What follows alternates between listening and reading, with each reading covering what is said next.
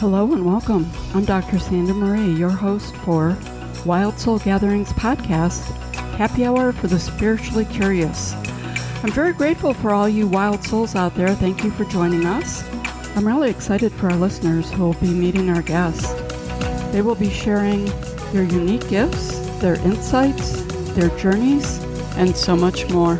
We will be discussing the many aspects of spirituality, topics like energy healing modalities, Reiki, quantum physics, astrology, and mediumship, to name a few. In addition to our many guests, we'll be featuring Penny Petties, an amazing astrologer who shares astrology in a unique manner that provides so many insights for the listeners. If you'd like to learn more about us, please go to our website, wildsoulsgathering.com. We would love to hear from our listeners, your insights, your thoughts, other topics you might want to hear on the show. You can contact us at wildsoulsgathering@gmail.com. In the tradition of happy hour, cheers to some new insights, peace, revitalization, and perhaps an aha moment that may positively influence your life. It is great to see you. You are like a long-lost friend. It has been a long time in reconnecting, even though we've stayed in touch, but I want to welcome you to Wild Soul Gatherings, our podcast. This is Happy Hour for the Spiritually Curious. So what's fascinating is our guest today, Nikki Ackerman. She is a Reiki practitioner and she is a social worker. And Nikki and I met, I was going to say 5 years ago, but I am so bad with time. It's been longer than 5 years, as in 5 years. 2008, maybe?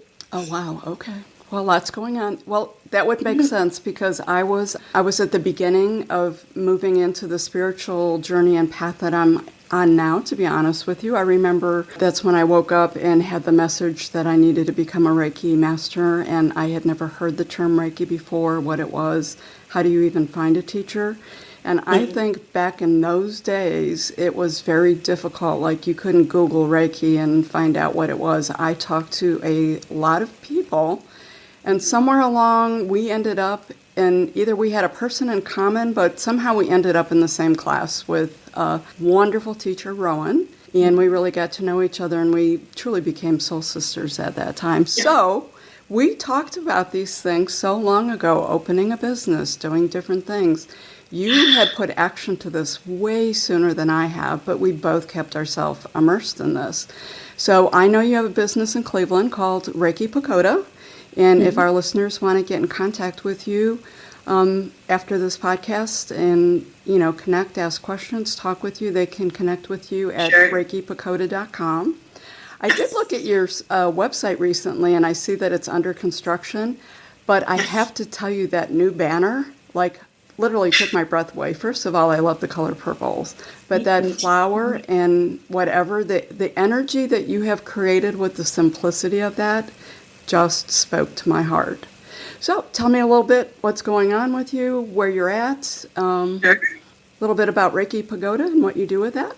Sure. So, it has been quite some time. I remember I was actually seeing Rowan for massage, and I was being treated also by a holistic doctor for fibromyalgia. And as I was seeing Rowan, she had mentioned to me that, you could learn Reiki. This will help ease the pain in between seeing me and the doctor and help with the healing process. And I thought, oh, wow, okay. It's like taking healing into your own hands.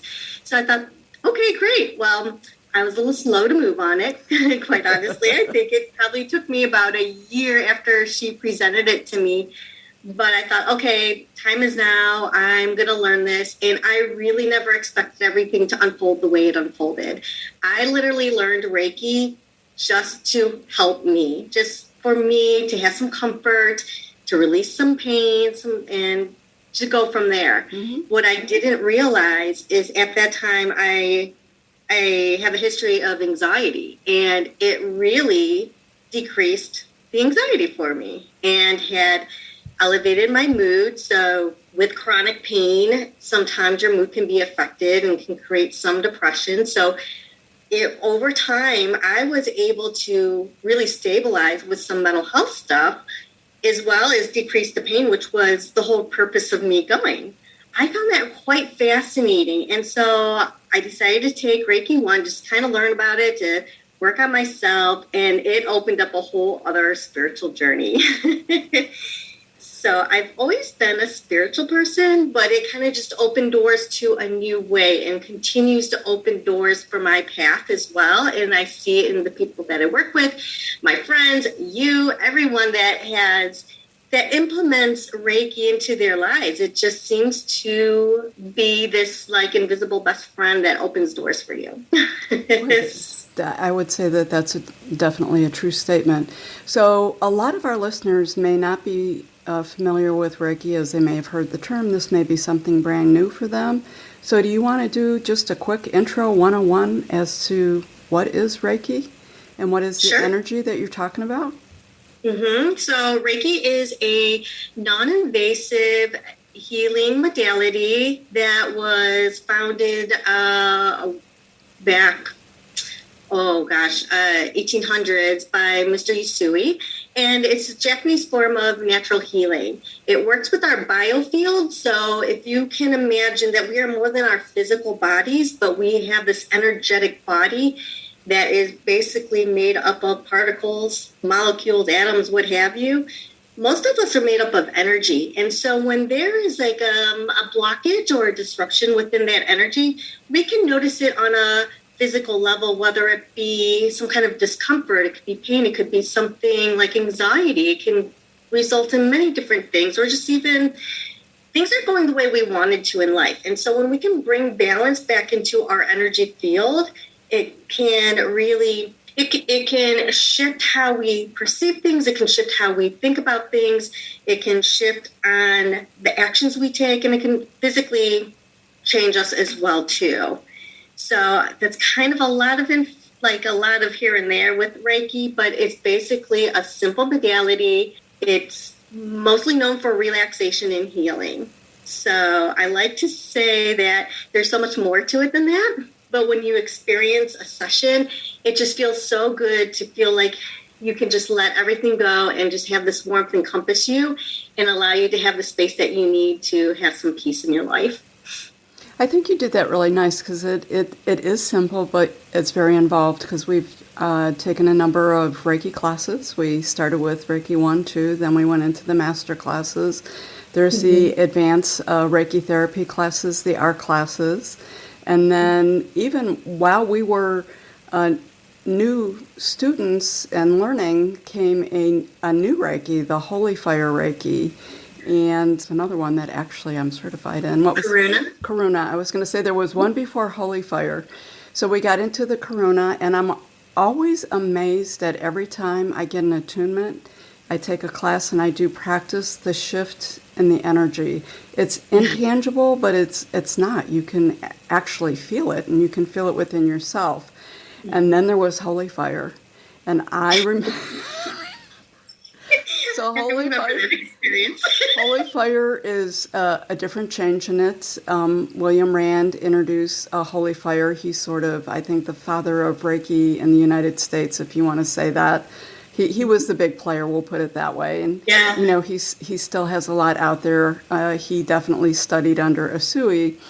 So there was a lot of discussion, and I know some of our other Reiki practitioner colleagues, there was like huge debate. Do I go to Holy Fire? Don't I go to Holy Fire? Am I allowed to teach in the old paradigm, or do I have to move in the new paradigm? And I know particularly with you were one of the last ones to truly move 100% into the new paradigm in our little Reiki Soul Sister group there, to make that decision. So it's interesting as it's live, it's fluid, it's advancing. You know, there's new information and growth that comes with that with each of the classes. So I know that you have been teaching classes for a number of years, and then you opened your center, and that you teach in your center. But you've really taken things a little bit further with what you offer with your center. So I love that you can sign up for your soul messages. Tell me a little bit about that. Yeah, so I have a newsletter that I'm working on becoming more consistent with, trying to do it every weekend. It's a newsletter called So Notes, and just whatever comes to me through spirit, if you will, from the universe, just dropping in messages, I just feel compelled to share with people. I think that's my nature. I just love sharing with people, and that's maybe why I love teaching Reiki and having metaphysical talks and things. So yeah, and I remember when we first started talking about the whole idea of doing Reiki as a business when there's three of us, and I'm like, let's put together this newsletter. And I think that's where it actually started. It stemmed from back in, I think, 2010, I started it. Is just this email that went out, and now it's kind of evolved and become more of a regular thing, and just love being able to share with people inspiration and to give hope and to know that the possibilities are infinite. They truly are. If we could just move out of our way and kind of just be, so much is available to us. It's just we have to make ourselves available to receive. And I like to be able to present that through the newsletter as well. Yeah, I love it because it's all interconnected, and that's the piece we miss out, especially when it comes to our health and being. We seem to chunk it out into very separate kind of things, right? So there's the physical, or then we think mind, body, spirit. We think it's all separate when, in fact, it all interplays, and how it manifests and it exposes itself within our physicality. It all interplays. So I love that you're doing it. I'm sort of the last of the group to jump on the bandwagon and really put myself full in there. I know that you were the first, I think, and then Libby, she started hers. For me, I would say during those times I was doing a lot of volunteer work, so I would teach Reiki classes at hospice, or I would volunteer at hospice to do some Reiki, and it was always amazing to me.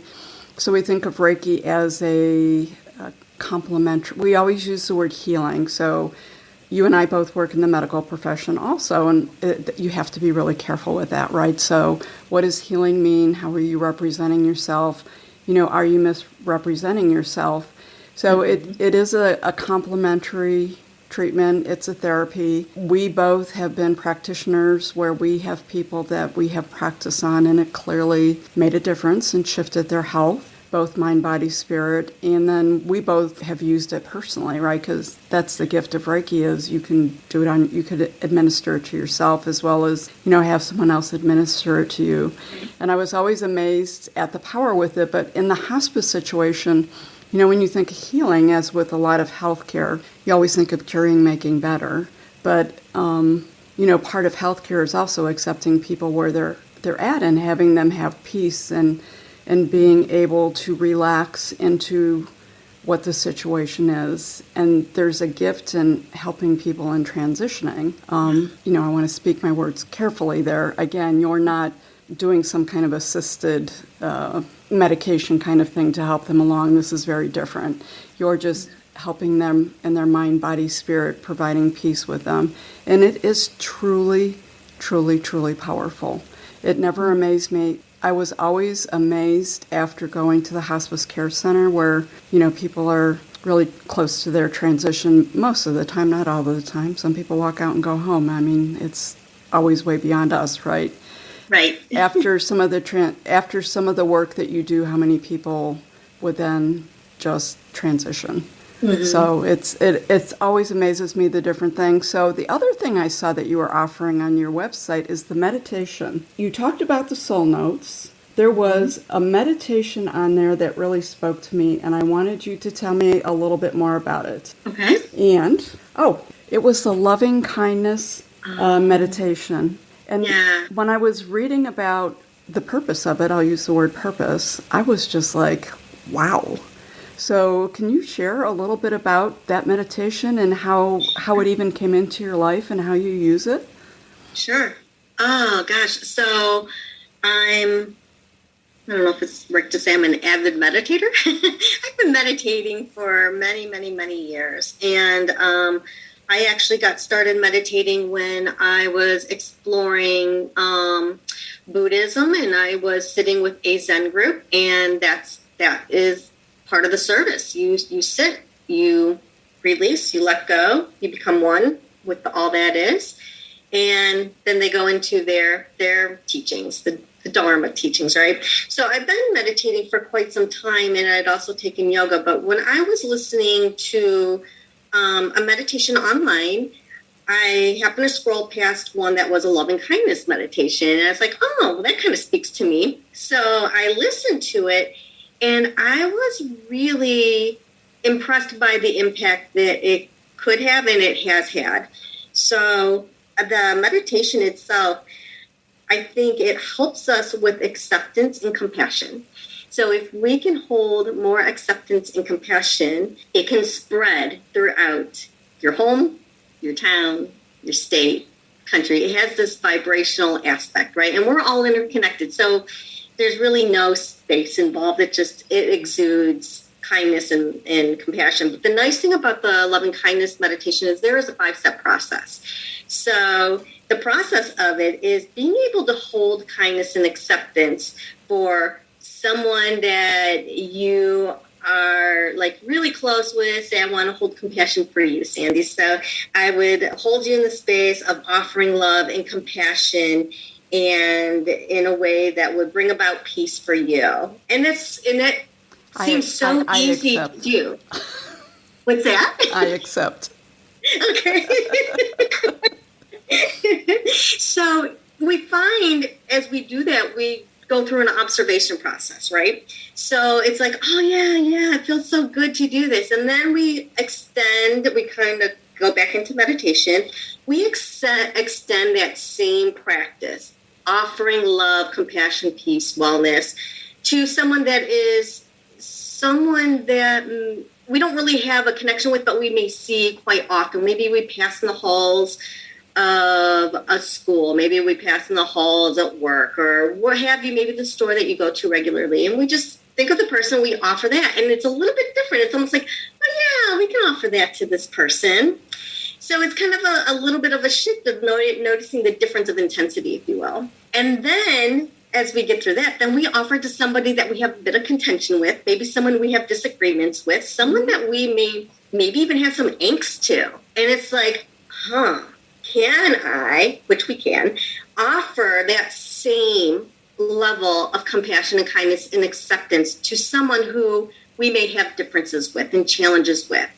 And it's interesting to watch that shift happen. It's interesting to see what comes up for us, but also seeing, okay, we can bring us to a place where, like, I can put my stuff aside. We are all interconnected beings. Everyone wants the same thing. We all want peace. We all want wellness. We all want to succeed. We all want to be blessed in certain ways. We all may have different ways of doing that, and different roads and different experiences, right? So it allows us to hold space for those people as well, too. So it's interesting watching those different pieces, but then it comes to us. And a lot of times we forget about ourselves, because we're interconnected as well. So then we go through the same process we offer to ourselves. And that's an interesting observation. Many people have different observations about how they feel about them and offering love and acceptance to them, and just kind of taking in that experience. And then once we do, then we offer it to the group. And we just feel that space, just holding kindness, holding compassion, holding love. And then imagining it just rippling out to the room we're in, to the building we're in, to the neighborhood, and just extending it out to all living beings. So we can all be loved and supported on our journey in life. And I think it's really interesting because when I first started doing that particular meditation, I thought it was so helpful and beneficial. But these last 3 years, with everything that has transpired with the pandemic and just with people trying to accept people for differences, I think it is so needed right now. And it also brings people together in a way that may not have happened before. And it also encompasses that when you get more than one person together, like they say in prayer, when two come together, there's change. Well, the same thing happens in meditation. When we have that experience, we are filling our universe, our world, our experience with love and compassion, so that all beings can be at peace and that all beings succeed that is in the best interest of all beings, right? And so it's such a rewarding experience to experience personally and to watch someone else grow and to be able to hold space and offer love for others. So I really love that meditation. Okay, well, there's clearly a reason, as you were speaking, that that's the one that popped out to me. You know, I'm all in on it. I was just thinking the same thing. This is, you know, a lot of times we feel so helpless, especially if we get caught up in the media, the news, you know, what's going on online with world affairs. And we feel fear and we feel helpless. So this is definitely something that someone can take. I can take, anyone can take. And we literally can make a difference in something that we're watching and finding to be overwhelmingly horrible. Instead of focusing on that part of it, we can actually, it's not even just, it is sending love, but it's having a palpable personal effect on it. Yes. And definitely I could do that in my personal life with some situations for sure. Yeah. So is that something that you do in your studio, or is that something that the listeners could sign up and you could do it in a virtual format? Or That's really funny that you mentioned that. Okay, how exactly does that work? So yeah, right now I've been doing them at the office, at the studio, and I am in the process of actually bringing meditation back. Since I'm like slowly bringing back different services over at the office, and that was one of them. And the other thing I wanted to do is offer it online as well too, using world events for an example. Anyone could participate from anywhere and just let their light shine. You know, I think the nice thing about that particular meditation is it does bring peace. It does bring comfort.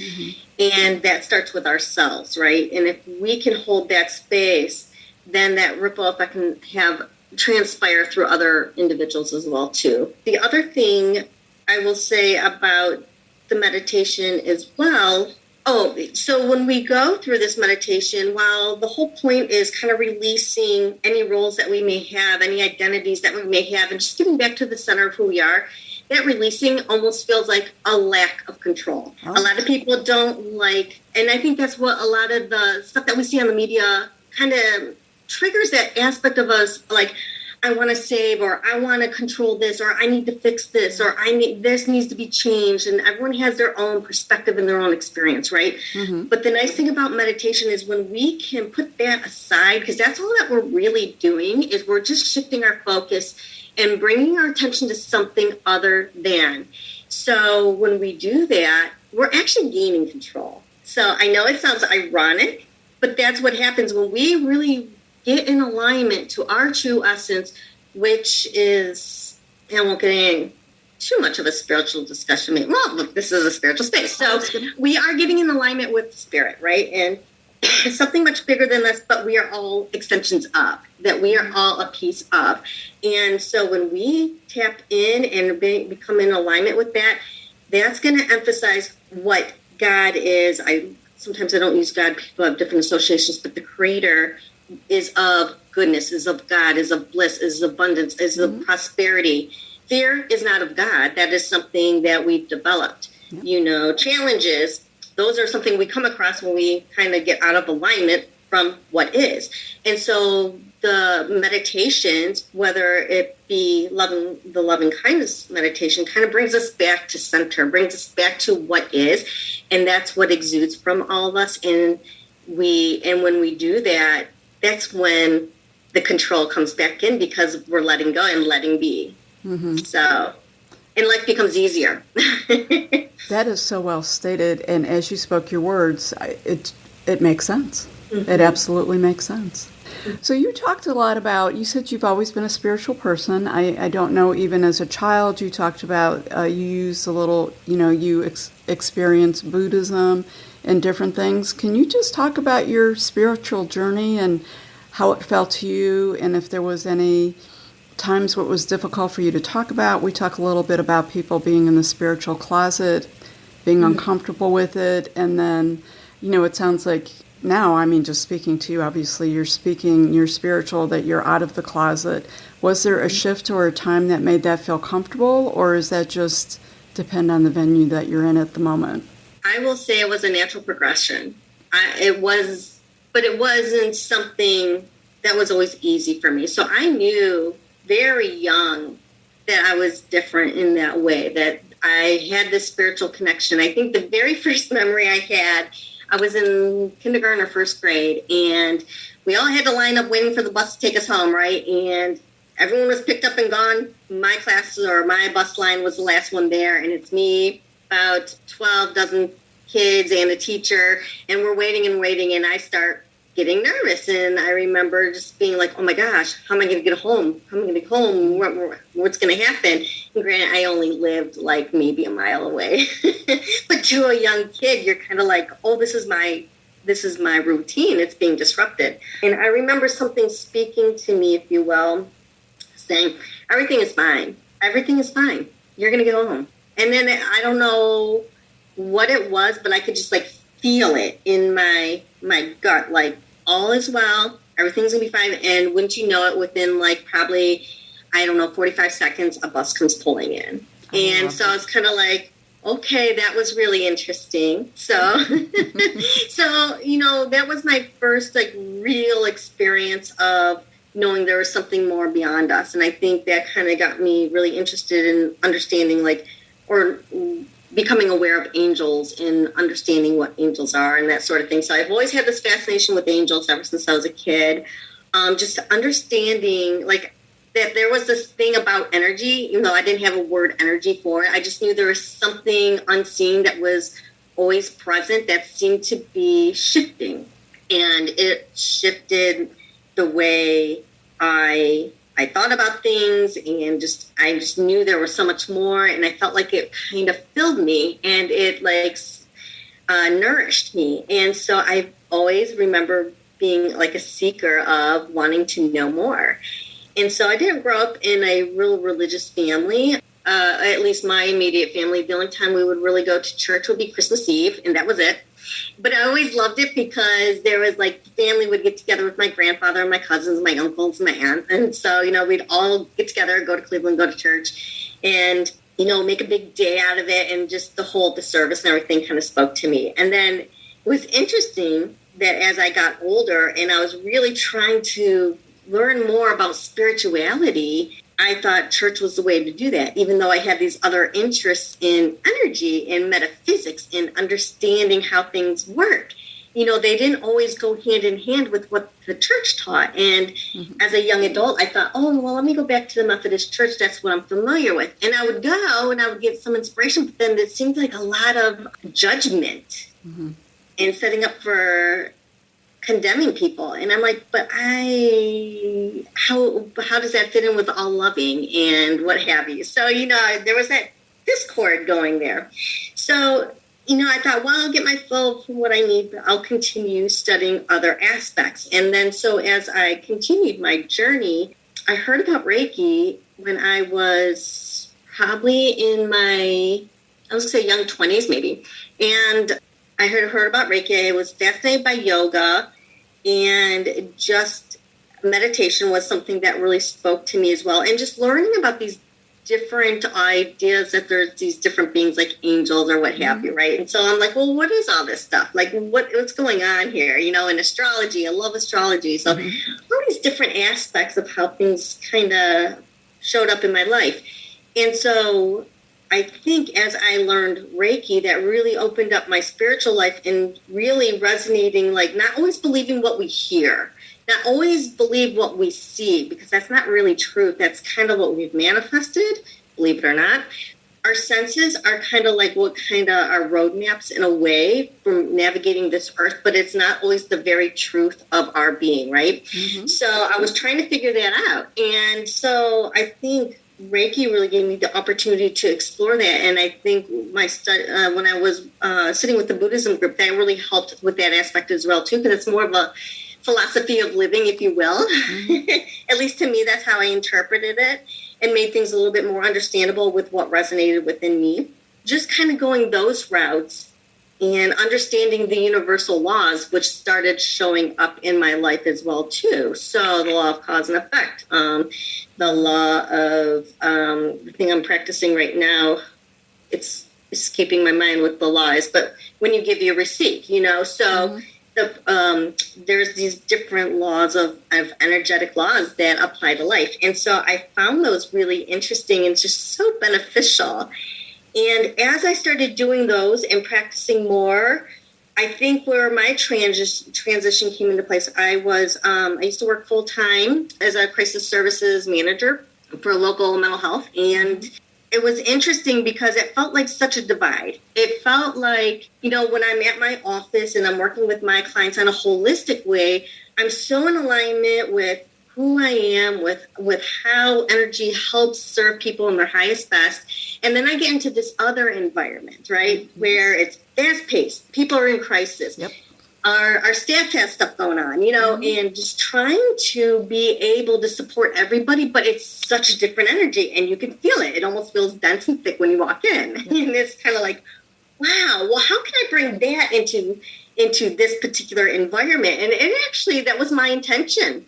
And it took about 3 years, and all of a sudden I started noticing that I would not pay attention to certain things. This was back when I was a clinician, would not engage in certain conversations. I would not participate in certain antics, if you will, just because they didn't feel in alignment with the type of person I would like to be.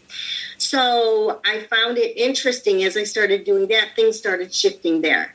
And then probably I've noticed the most huge response was when the pandemic first hit. So I was working only as needed over there, and they were in much need. So I was there probably 30 hours a week. Yep. More than I really anticipated on taking on. But so it was interesting because I'd be sitting at my desk and just kind of going through my work and listening to what's going on in the area that we would take phone calls. And, the staff are concerned. There's this thing going on outside, which I don't put a lot of attention to what I don't want in my life.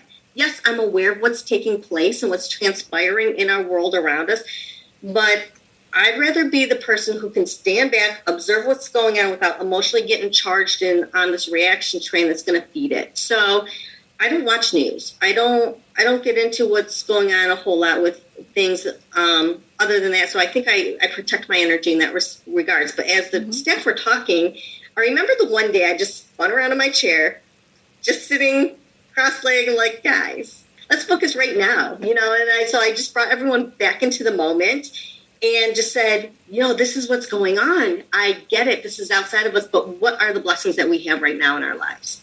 And so I that was the first time I ever felt comfortable to even speak like that. Wow, I love it. Oh, no, I can imagine. So it was a stopper. Like, the one girl just turned around, she's like, Nikki, how can you be so positive this time? I'm like, I'm not going to get on the fear train. I go, I'm not going to minimize, but I'm at the same time, I'm going to acknowledge, and I'm going to do what I can that's in my best interest for my life, and that's going to have a ripple effect on everyone else's life.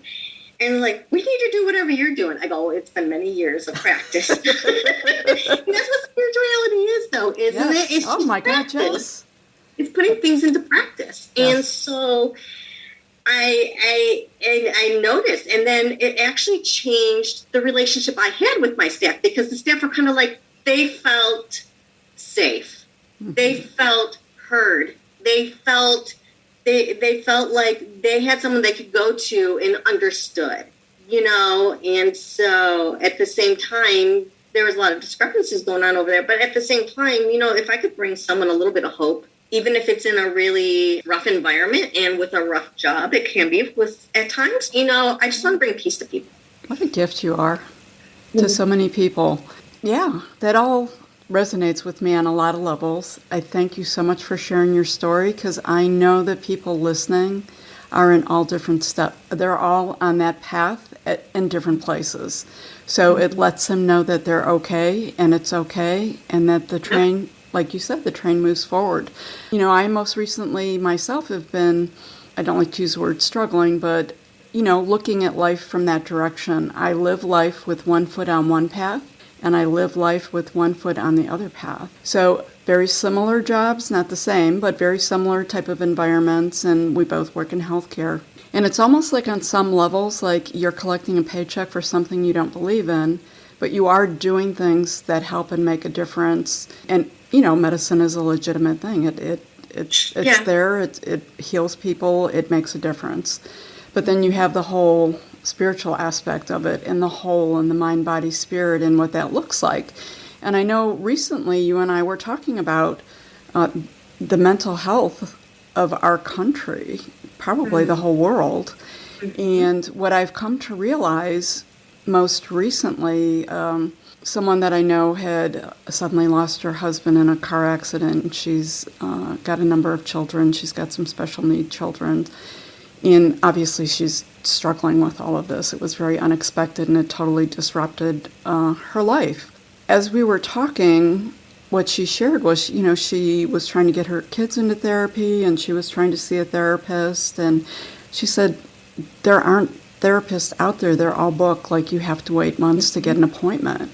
And, these are people who are living very heavy situations that they need help with. And I did not realize how bad the mental health community had gotten, in that it is so overwhelmed and there's not enough people out there to help.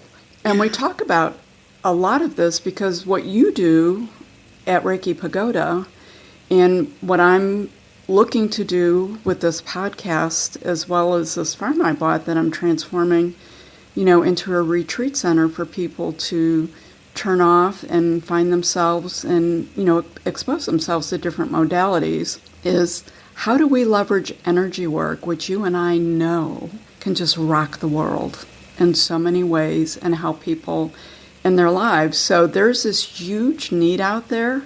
And I've really been thinking a lot about how do we leverage the truths that we know, the modalities that we know that have positive effects, and bring them out and have people be aware of them and feel safe enough to try them.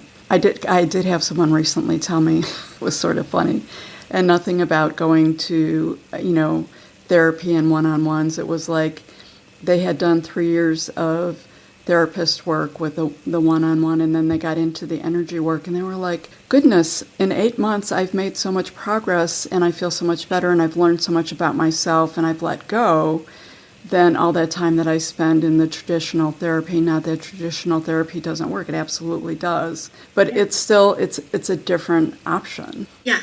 Yeah, I think there's so much to that. I've been reading a couple books, and there's one where I listened to a podcast, actually, I was going to share with you. This lady, she is a clinical psychologist. She was a counselor, and she's a researcher. She has a doctorate in psychology, I believe.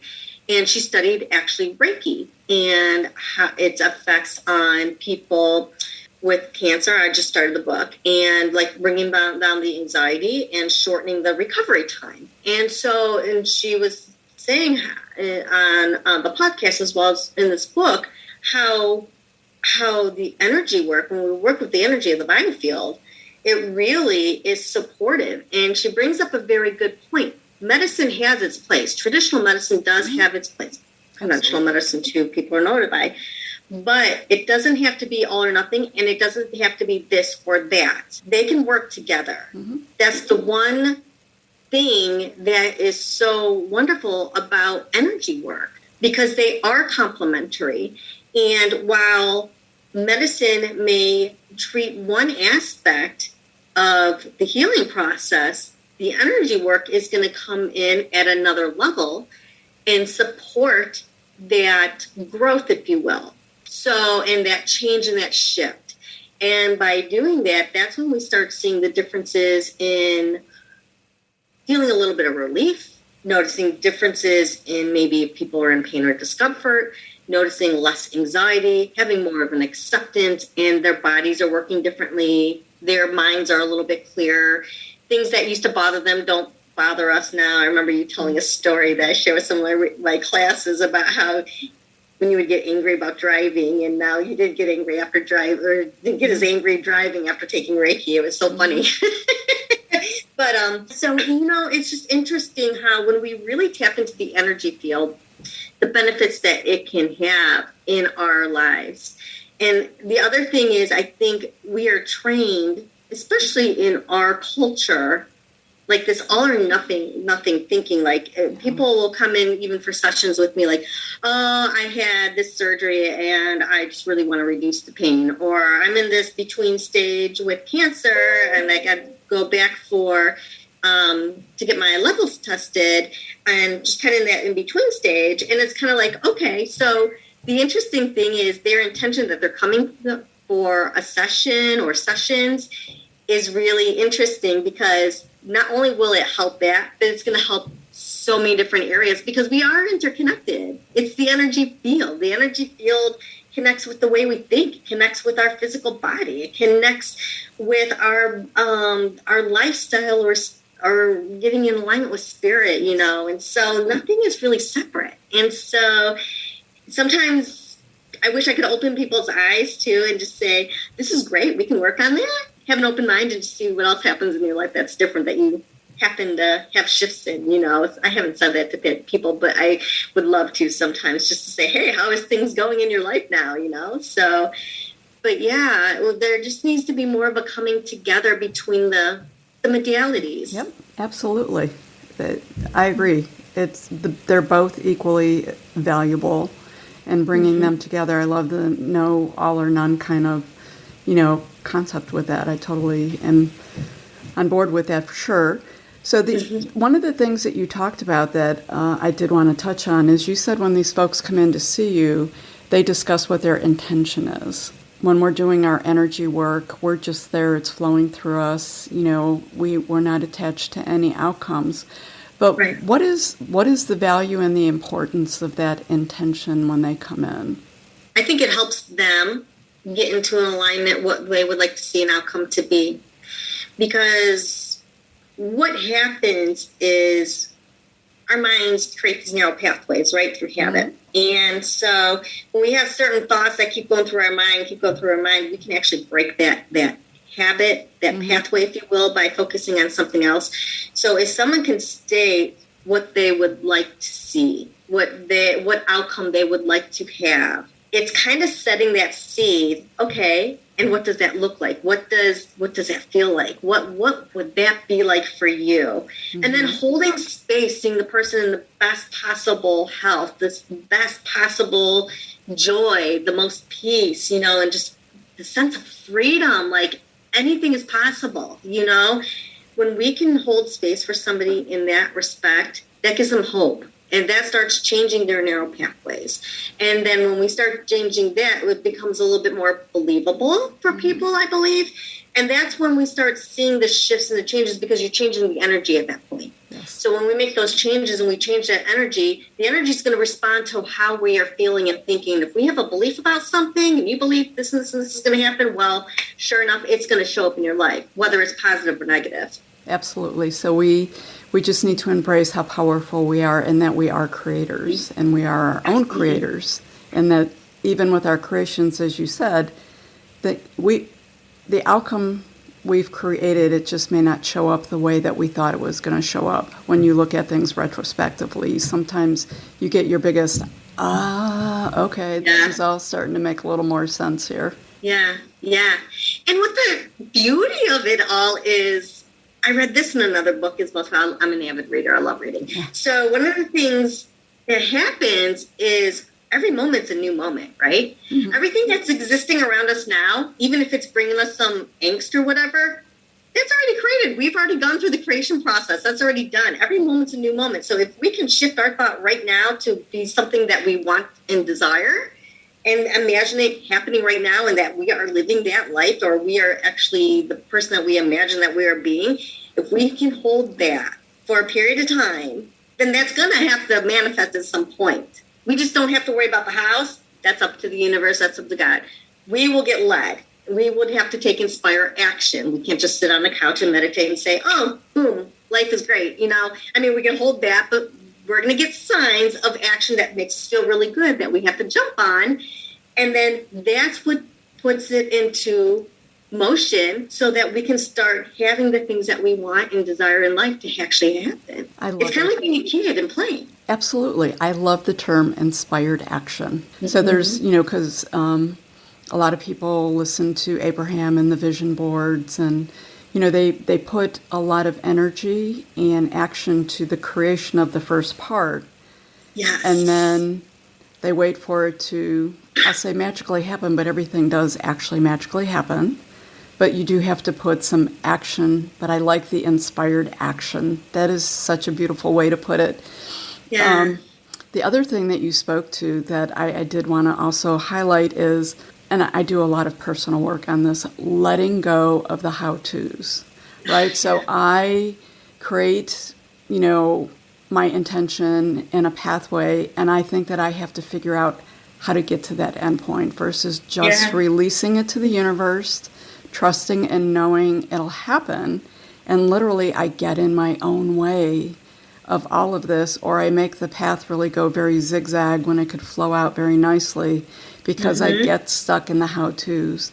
So it's like I intentionally will say to myself, let go of the how-tos. I don't have to figure it out. Yeah, maybe it'll happen this way, and maybe it'll happen some other way. But I still to this day, but over the past couple of years, have put very focused intention on doing that and having that self-talk to make a difference. Yeah, I think that comes back to our sense of control. We feel like we have to control everything. And it's kind of like, not my job, not my job. And who am I to micromanage God? Who am I to micromanage the universe? That is so beautifully said. Oh, okay, you go ahead and you just go and try that how. It's just such a, and like when we try to do the hows, I think it's just like, we do have free will. So if we're going to try and figure out the hows and try to take action on the hows, we're just delaying our present, our blessing, our desired outcome, right? So if we can take a step back and breathe and be like, not my job. Not my job. My job is to see what's happening, see what opportunities come to me. What opportunity really makes me feel good and excited? It might have a little fear to it, and that's okay. But if something appears and it's like you're like feeling really resistant, or you're feeling like, and it's not necessarily a fear resistance, it's just like it's just not aligning with me, then those are the times when we like just push those aside. Okay, that's not really the opportunity. But the ones that really light us up, the ones that are just like, oh my gosh, that is so cool and so awesome. That's when we take action. That's when we follow through on those particular actions. And that's what makes things happen. So absolutely. I've really focused a lot more on how I feel. And when we were creating the banner for the website and looking at so many... to demonstrate how pretty letters are. I'm so sorry. Okay. It's all good. We were looking at pictures for, the website and the banners and that kind of thing. Initially it was this intellectual approach, and someone said to me, well, how does that picture make you feel versus how does that picture make you feel? And remember what the overall concept of this project is. This isn't a personal, what do you want, Sandra, or what you would do. This is for a massive group of people. And when I switched over to how did it literally make me feel, like, oh, well, actually, when I looked at that, it sort of made me feel smiley inside. It would be the words that I would use to describe it. Yeah. I looked at another picture, and I'm very much into sacred geometry, and as you well know, I'm obsessed with crystals. That has not changed any.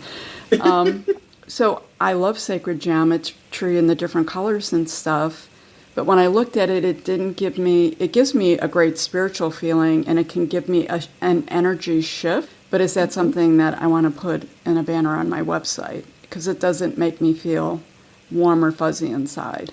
So I agree with you. It's paying attention and really delineating your intellectual from how does it make you feel.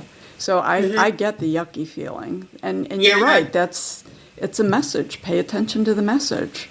Wow, that really made me smile. And, I sort of had this good, joyful feeling inside. Pay attention. It's a message. And I think that just because of all the information that we're shot at, that comes to us constantly, information and stimuli from all different ways, all different senses. We're being hit with senses that we don't even either acknowledge or recognize we have. We can really get overwhelmed with that. So it's the keep it simple.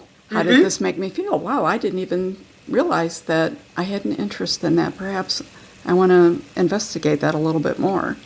Yeah, yeah. Well, and I think it's a little bit more challenging nowadays as to say maybe even 20, 25 years ago, just because of the way our world is working. We have grown so much in the last 200 years with technology and the way of the Industrial Revolution, how that has evolved.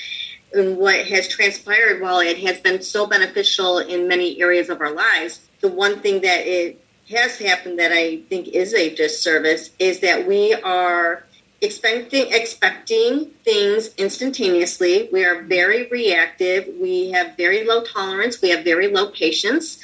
And I think when we get that much removed and we are no longer having conversations face to face or even like this, that conversations are taking place on text messaging. And, I think there is a disservice there because we forget to pause. We forget to know what it is to feel. And then it becomes almost this fear, like, oh, I don't want to feel that, or I don't want to have this conversation with this person, in face to face, or, I think it brings up a lot of things that can be hindersome. But I think with Reiki and with meditation and with different modalities, it brings us back and we're just like, oh my gosh, it's so nice to be in a quiet space. It's so nice to get away from the media. It's so nice to get away from the phone and the devices and just to be again. And people talk about going back to the simple life. Well, what's a simple life mean to you? So does that mean getting away from devices and stuff for a period of time? Then, we all have the capability of doing that. We can just go outside, sit in the grass, in the sunshine for 10 minutes and just listen. What do you hear? You hear cars, you hear birds, you hear animals. There's a dog barking, you notice nature, and the brilliance of the color green of the grass and the different colors of the flowers and the different colors of the trees. Are we taking that in, or are we taking that all for granted? So I think a lot of these practices, and that's spiritual because that's life. We're all interconnected, so I think it's just being able to take that time and making that a priority instead of acting in this robotic fashion that, I got to get up, I got to feed the kids, I got to get to work, I got to do this and do that. Okay, yes, those are responsibilities we have, but how can we put our spirituality and our needs first so we can do those other things and meet those responsibilities? And we have to learn how to put aside certain things that are not necessarily necessary. We don't necessarily have to have the phone next to us to be able to respond to a text message 24/7. No, I agree with that. I said I don't want to be able to be accessible 24/7. Like, that's not a need for me. Right. Yeah. That was well said. I remember once so to me it's just the way, it's exactly everything that you've said in the show. It's how I feel, which affects how I react to things. I had a coworker a few years back who said, oh, so, what have you been up to? The usual blah, blah, blah. And they said, oh, have you been meditating lately? And I said, it's sort of funny that you asked that. I actually haven't meditated for a week and a half. I've had all this other stuff going on. And she looked at me and she goes, yeah, you need to start doing that again. And I was like, oh, okay.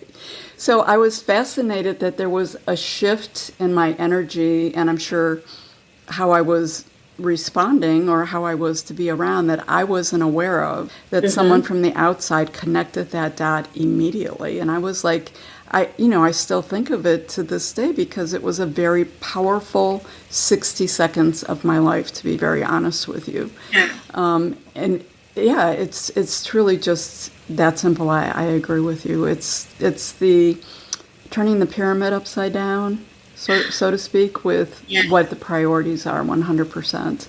Right. Yeah. Because all is well. Yeah. Right? Yeah. All is in perfect order. That it is. It is. And we all do fine. So yes. That being said, I would love to thank you for being a guest on the show. So this is Nikki Ackerman. She is a Reiki practitioner.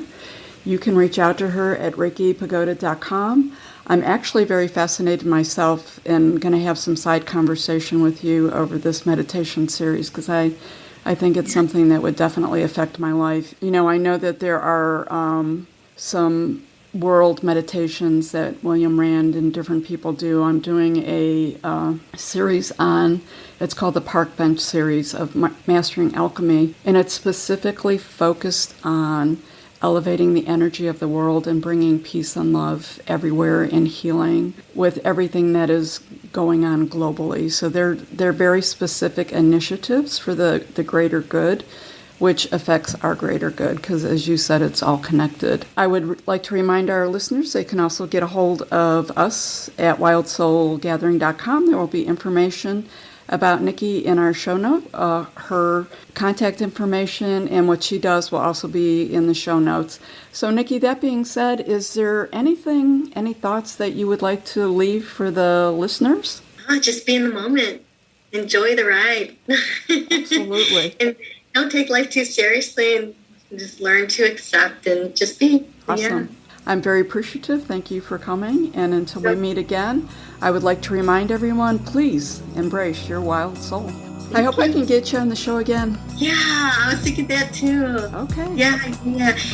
I'd like to thank our guests for joining us for this episode of Wild Souls Gatherings Happy Hour for the Spiritually Curious. To find out more about our guests, how to contact them, or detail on this episode, please see our show notes. You can also visit us at our website, wildsoulsgathering.com. We would love to hear from our visitors what you thought of this show, what you would like to see and hear in the future, questions you may have. You can contact us at wildsoulsgathering@gmail.com or visit us on our Facebook page, Wild Souls Gathering Podcast. This is your host, Dr. Sandra Marie, sending each of you peace and love. Until we meet again, embrace your wild soul.